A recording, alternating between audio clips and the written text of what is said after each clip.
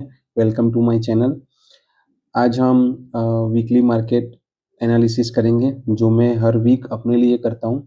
पर फिर ऐसा सोचा कि अब से मैं यूट्यूब पे भी मेरा वीकली एनालिसिस अपलोड करूँगा ताकि मेरे सारे सब्सक्राइबर को भी उसका बेनिफिट मिल पाए। तो एक सबसे अच्छी बात जो आज मैं कहने वाला हूँ वो ये है कि पूरे दुनिया का मार्केट एनालिसिस किया मैंने, पर सबसे अच्छा जो चल रहा है वो अपने इंडिया का है। हाँ, चाइना का भी है, पर अगर हम देखें कि वेस्टर्न कंट्रीज का, यूरोपियन का, वो सब डाउन है, पर हमारे इंडिया का जो मार्केट है वो अप है। हाँ, अगर कोई ऐसा बोलता है कि एफआईआई की वजह से है, ये है वो है, तो ठीक है, वो उनका लुकआउट रहेगा। पर ये भी तो है ना कि एफआईआई वाले अपने इंडिया पे बुलिश है, राइट। तो मैंने सारा कुछ यहाँ पे देखा, एनालिसिस किया, और मैं आज आपके साथ शेयर करने वाला हूँ। अगर हम देखें तो ये डेक्स, ये जर्मनी का है इंडेक्सिस, वो करीब करीब बियरिश ही दिख रहा है।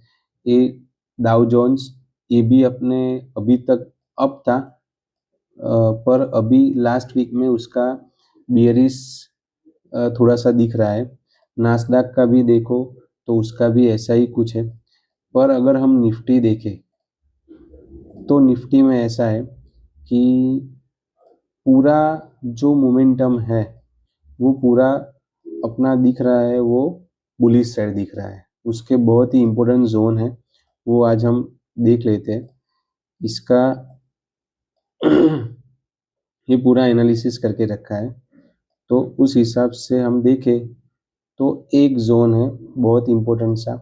अगर इस जोन में निफ्टी सस्टेन कर लेता है अपना, तो कहीं घबराने की ज़रूरत नहीं है। वो अच्छा खासा एक मोमेंटम बुलिश साइड दे सकता है। और नीचे की साइड देखें तो नीचे ये मैंने एक लाइन बना के रखी है 25,725 की। वो उसका एक मेजर सपोर्ट लेवल है। अगर वो ब्रेक नहीं करता है तो फिर अपना इंडियन मार्केट अच्छा ही चलेगा। उसी तरह से हम बैंक निफ्टी देखें तो बैंक निफ्टी में भी सेम तरह का है, वो अपने सबसे ऊपर के लेवल पे चल रहा है।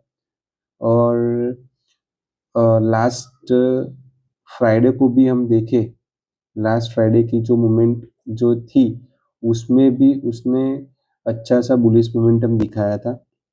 और अगर वो 58,500 का लेवल सस्टेन कर जाता है कल मंडे को 17th ऑफ नवंबर को, तो फिर बैंक निफ्टी भी अच्छा खासा बुलिश ही रहेगा। सेम वे मिड कैप में भी हम देखें तो उसका एक इम्पोर्टेंट सपोर्ट लेवल था, दैट इज 13,860। वो भी एक लेवल है जो वो सस्टेन कर गया। तो मिड कैप भी देखने जाए तो बुलिश ही चल रहा है। तो ओवरऑल कहने का मतलब ये है कि इंडियन मार्केट अभी बुलिश है। सो हम ऐसे बोल सकते हैं कि ये इंडियन मार्केट अपना डीकपल मार्केट है, जिसका और देशों के मार्केट पे इतना ज़्यादा अभी असर नहीं हो रहा है, ड्यू टू स्वदेशी मूवमेंट, ड्यू टू अपना मैन्युफैक्चरिंग बढ़ रहा है, ड्यू टू गवर्नमेंट की पॉलिसीज जो आ रही है। तो हम ऐसा देखने जाए तो इंडियन मार्केट बुलिश है अभी। तो उसके बेसिस पे अभी हम सेक्टर्स देखेंगे कि अगले वीक में कौन से सेक्टर चल सकते हैं और उसके रिस्पेक्टिव स्टॉक्स कौन से आ सकते हैं, राइट।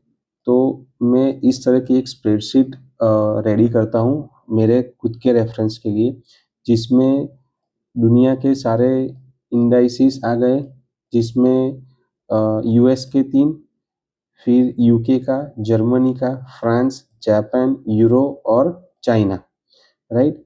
फिर क्रिप्टो में कवर करता हूँ बिटकॉइन और इथेरियम, और लास्ट में गोल्ड, जो कि मैं सबसे ज़्यादा ट्रेड करता हूँ, राइट।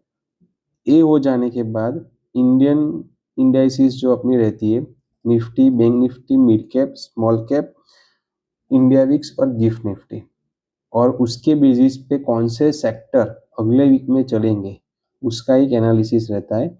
और उन सेक्टर्स में से कौन से स्टॉक्स ऐसे हैं जो अपने इम्पोर्टेंट लेवल के आसपास चल रहे हैं, या फिर ब्रेकआउट लेवल पे है। तो ये मेरा पूरा एनालिसिस है। हम देखने जाए तो यहाँ पे पूरा वर्ल्ड मार्केट बियरिश चल रहा है, क्रिप्टो भी बियरिश चल रहा है, और गोल्ड ने छोटी टाइम फ्रेम पे एक बियरिश मूव दिया था लास्ट फ्राइडे को, करीब 2.5% वो डाउन था। ओवरऑल वीकली देखे तो वो अप है, पर नेक्स्ट वीक में देखते हैं कि ये जो इम्पोर्टेंट लेवल मैंने मार्क करा है वो सस्टेन कर पाता है कि नहीं कर पाता, दैट इज 4027, राइट। तो यहाँ पे मैंने बिटकॉइन, इथेरियम और गोल्ड के important support and resistance level भी मार्क करके रखे। नीचे निफ्टी के इम्पोर्टेंट लेवल मैंने मार्क करके रखे। आप देख सकते हो कि मैंने लास्ट वीक भी प्रिडिक्ट किया था कि वो बुलिश हो सकता है, और जिसमें उसका रेजिस्टेंस एंड सपोर्ट लेवल भी है नेक्स्ट वीक के लिए, वो यहाँ पे मैंने मार्क करके रखा है। सेम वे बैंक निफ्टी और मिड कैप का भी। स्मॉल कैप थोड़ा सा साइडवेज है, पर it is fine. India VIX bearish है, दैट मीन्स कि वो 12 से अंदर है, तो अपना मार्केट थोड़ा बहुत काम है, स्टेबल है, कुछ घबराने की जरूरत नहीं है। हाई वॉलेटिलिटी आने का कोई मतलब अभी कोई चांसेस नहीं है।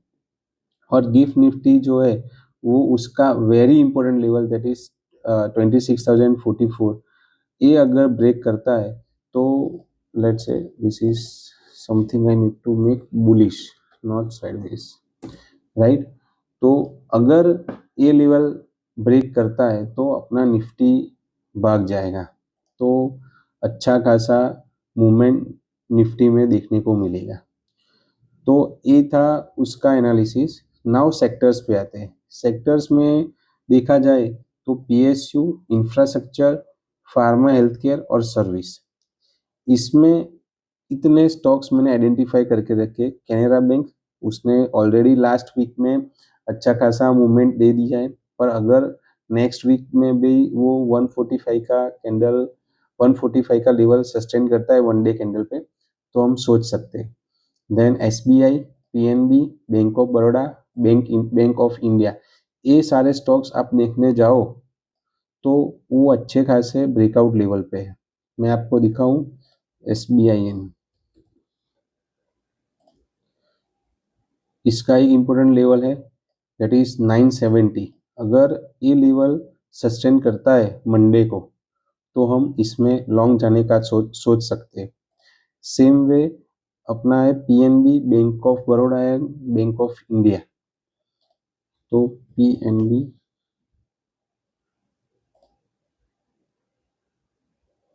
इसका एक लेवल है 123 का।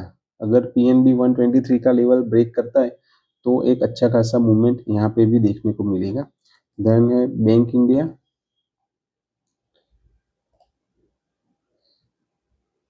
इसने ऑलरेडी लेवल ब्रेक करके रखा है 145 का। अगर ये लेवल भी सस्टेन होता है तो उसका एक बुलिश मोमेंटम है जो वो कंटिन्यूएशन में रहेगा। Then Indian Bank, it's Bank Baroda, sorry, Bank of Baroda. So Bank of Baroda एक अच्छा खासा लेवल है उसका 284 का, बहुत पुराना। अगर हम देखने जाए वीकली पे तो एक बहुत ही इम्पोर्टेंट लेवल के ऊपर ही अभी वो ट्रेड कर रहा है, और ये सस्टेन करता है तो आप बिलीव नहीं करोगे कि अच्छा खासा मोमेंटम दे पाएगा। तो ये हो गया अपना स्टॉक्स पीएसयू सेक्टर के। देन इंफ्रास्ट्रक्चर में मदरसन है, सेल है, और इसमें हटा लेते हैं इसको, इतना निकालना है अपने को। इंफ्रास्ट्रक्चर में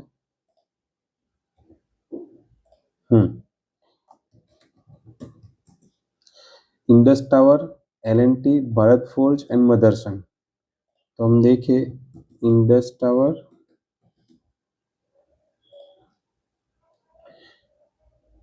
इंडस टावर भी एक अच्छे खासे नीचे के सपोर्ट लेवल पे था, ये उसका एक रेजिस्टेंस था, वो ब्रेक कर लिया उसने लास्ट टू लास्ट वीक, और अभी एक अच्छा खासा मोमेंटम दे रहा है और वॉल्यूम भी है।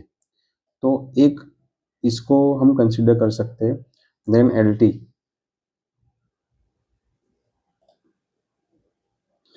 एलटी का जो है वो एक रेंज में है, और 4030 का जो लेवल है वो बहुत ही इंपॉर्टेंट है। अगर ये लेवल सस्टेन होता है तो we can plan for the long position. तो एक अच्छा सा एक मोमेंटम वो आएगा। अगेन फार्मा सेक्टर, वो ट्रम्प ने जो टैरिफ वगैरह लगाई थी उसके हिसाब से ये सेक्टर थोड़ा सा डाउन चला गया था, पर अभी लास्ट वीक में ये पूरा सेक्टर बुलिश मोमेंटम कर रहा था। तो इट इज एक्सपेक्टेड कि ये सारे जो स्टॉक्स है जो निकाल के रखे हैं मैंने, वो आप ट्रैक कर सकते हैं, वो भी एक अच्छे खासे मोमेंटम दे सकते हैं। और सर्विस सेक्टर में बीएससी और एक्सिस, राइट। सो इतने स्टॉक्स है, आप अपने वॉच लिस्ट में ऐड कर सकते हो और चेक कर सकते हो कि कैसे मूव करते हैं, राइट। तो आई होप कि आपको ये एनालिसिस थोड़ा बहुत हेल्पफुल हुआ होगा। अगर हुआ है तो आप प्लीज़ कमेंट में बताइए। Thank you.